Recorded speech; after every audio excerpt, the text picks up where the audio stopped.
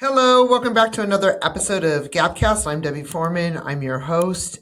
This is in the world of gaps. This is what we do. This is what we talk about. A lot of times I do reactions. Other times I just do observations. But I like to react also to the famous people, the infamous people, politicians, educators, actors, actresses, artists, whoever they may be, reactors on YouTube that are constantly talking about the world of gaps. There's a gap here, there's a gap there, there's a gap here. And we're about to do one in a minute about J.D. Vance and the gap of something that happened in Iran. I haven't seen it yet, but it got sent to me. But right now, I want to talk about something a little bit more personal because there are different types of gaps. There are systemic gaps. And I'm going to talk about one that I call the founder survival gap. If you are a founder of a business, it can be a tiny little business, it can be consulting, it could be a bakery, or it could be a huge company that you've, done Series A, Series B, that you're about to go IPO. If you are a founder, that means you're an entrepreneur. That means that you've got the spirit in you to push within the hardest of all moments. And I want to talk about this very specifically because over the last few months, I've been having the same conversation with different people across countries and industries. I'm talking about in Eurasia, South America, Europe, and North America, okay? And all of these these are all people that have made it to the top tier of their careers. It's like the Everest of whatever market segment that they're in, from the exact sciences to non-for-profits to corporate to entrepreneurship. But they've all had the same thing. They've made it to the top of their careers. Okay, I'm going to start with them as professionals, as executives of high-level, high-powered people. Okay, and they're really experienced. They're respected. They're well-known, reputable, and they're all asking themselves the same exact question. Is there still something more for me out there? And if there is, how do I build that purpose with intention, impact, and become a founder of that, which is my vision, okay? And I call this the founder survival gap, okay? Because it shows up when you leave certainty for possibility. If you're at the top tier of your career, you've got certainty. You've got a paycheck every month. You've got your benefits. You know what you're doing. Everybody's well known. You've got a system that supports what you're doing. But then that fear factor comes in. Can you leave certainty for possibility? You are going to trade a title for identity. Today, you're known for that title. But in this transition, in this founder survival gap, you become the identity of that you want to be known for your purpose, for your impact. You go from being extremely known to unknown.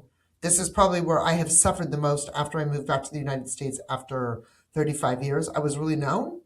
And then I got here, nobody knows me, so I have to build up that network again. And then suddenly, you're no longer the expert in the room because now it's everybody, they call, they want you, you're booked for everything. Same problem I'm having. I used to be able to be booked easily for keynoting. Now people have to get to know me, okay? To go from, in that transition, from being the top tier, the Everest, the high peaker, to being a founder, you have to wake up and say, okay, I am ready.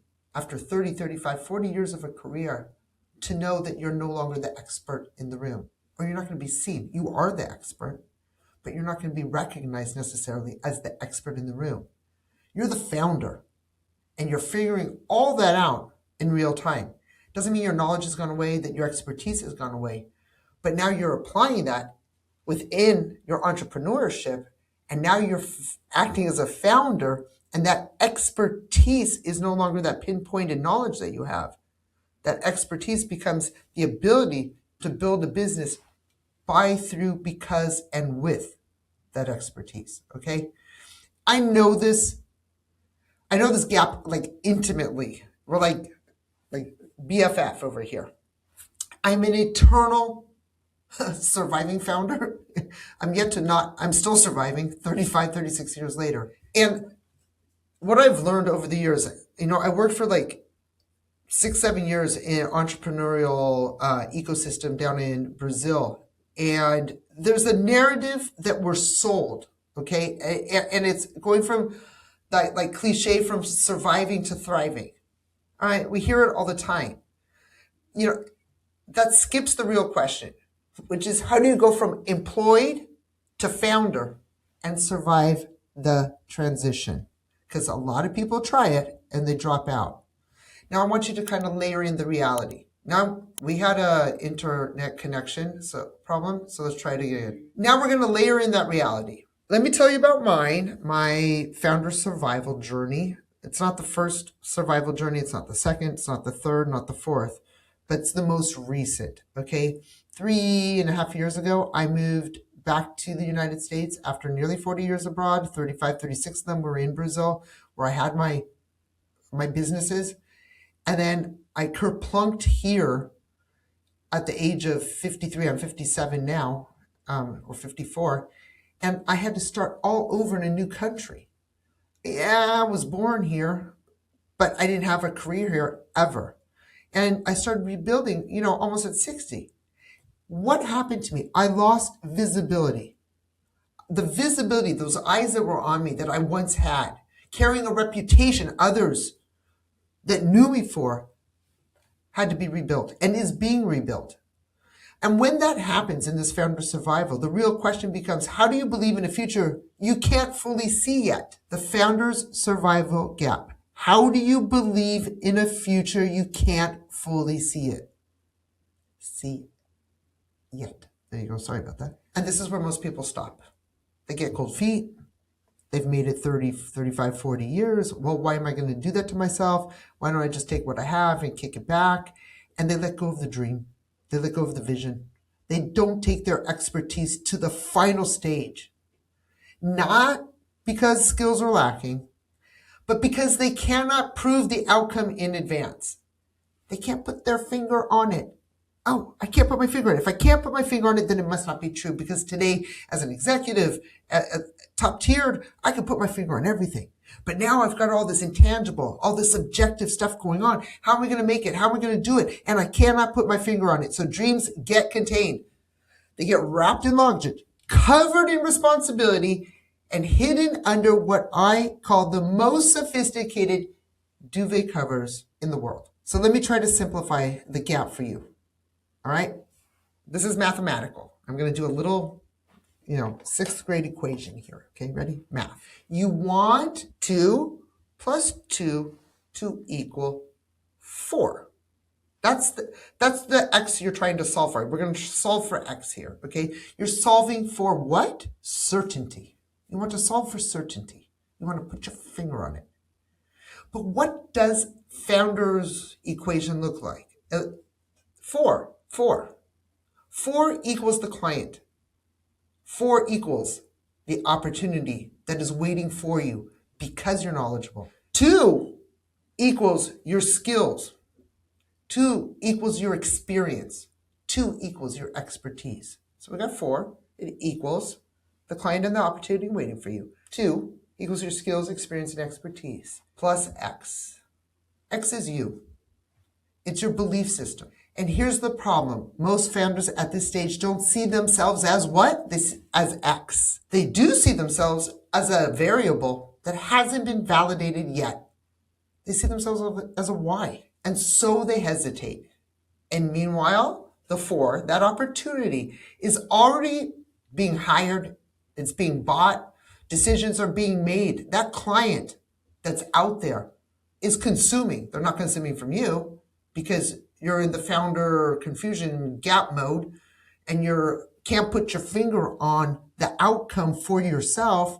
So other people are getting that and it's being gobbled up. All right. And the reason that happens, it sounds like it's really cliche. It sounds like it's because you haven't put yourself out there. And so you don't know that they're willing to buy or to be or to consume from you. And what happens is most of those that are buying, that 4 equals the client or the opportunity, they're almost always buying a lesser quality than you have to offer. But you can't put your finger on it because you don't see yourself as the X. That's the founder's survival gap. okay? It's not capability. It's not an, oops, I just hit that. It's not capability. It's not an opportunity. It's the belief in visibility structure. And this is where everything shifts, all right? You don't need to know everything. You don't need full certainty. You don't need permission. You need to become X in your own equation. Point your finger correctly, not at the market, not at timing, not at others, but point it at yourself. Because you are the proof that the equation works. And here's what most people get wrong. All right, you guys, they get this wrong. They try to learn more before they move. You hear this a lot from VC and venture capitalists and angel investors, like, don't wait until everything's perfect. You got to get moving, okay? And I explain this over and over. I deploy these resources in different formats, okay? And I'm going to walk you through these formats. I'm going to ask our editors, please make sure that we have this available for anybody that wants this, because I'm going to walk you through a couple of options so you can walk through this and find yourself, okay?